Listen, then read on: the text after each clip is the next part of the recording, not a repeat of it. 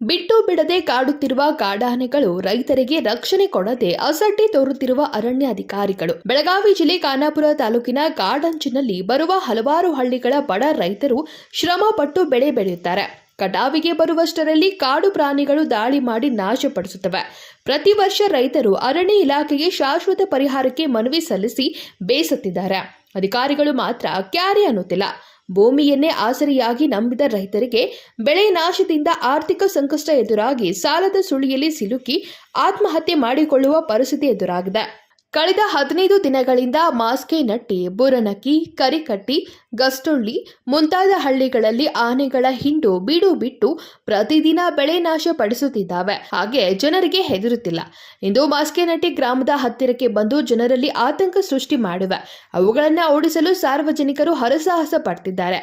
ಅಧಿಕಾರಿಗಳು ಮಾತ್ರ ಇನ್ನೂವರೆಗೂ ಯಾವುದೇ ಕ್ರಮ ಕೈಗೊಳ್ಳದಿರುವುದರಿಂದ ಸಾರ್ವಜನಿಕರು ಹಿಡಿಶಾಪ ಹಾಕ್ತಿದ್ದಾರೆ. ಕೂಡಲೇ ಸಂಬಂಧಪಟ್ಟ ಅಧಿಕಾರಿಗಳು, ಸಚಿವರು ಈ ಹಳ್ಳಿಗಳ ರೈತರ ರಕ್ಷಣೆಗೆ ನಿಲ್ಲಬೇಕಾಗಿದೆ.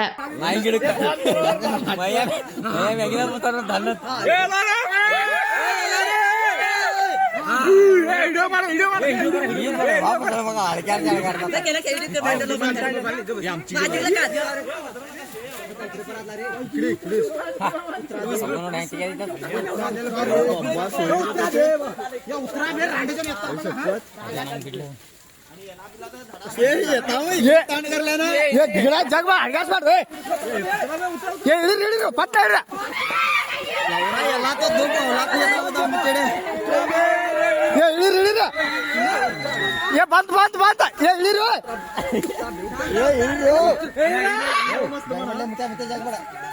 Vinod Kolkar, KMM Kannada news, Khanapur.